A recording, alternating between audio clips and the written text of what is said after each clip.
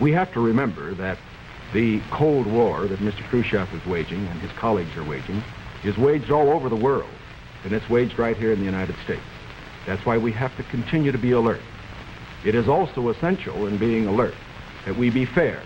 Fair because by being fair, we uphold the very freedoms that the communists would destroy. We uphold the standards of conduct which they would never follow.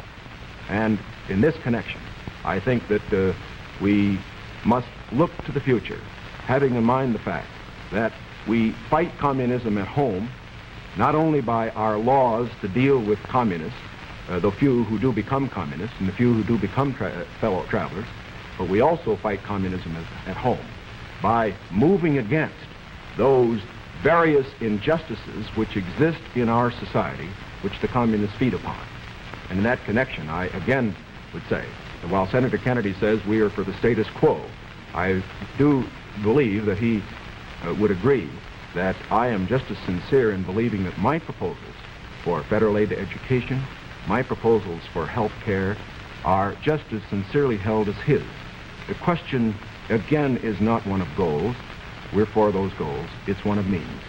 Mr. Van Oker's question for Vice President Nixon. Mr. Vice President, in one of your earlier statements, you said, we've moved ahead, we've built more schools, we've built more hospitals. Now, sir, isn't it true that the building of more schools is a local matter for financing?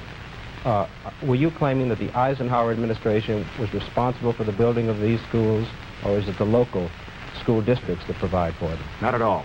As a matter of fact, your question brings out a point that I'm very glad to make. Too often, in appraising whether we are moving ahead or not, we think only of what the federal government is doing. Now, that isn't the test of whether America moves.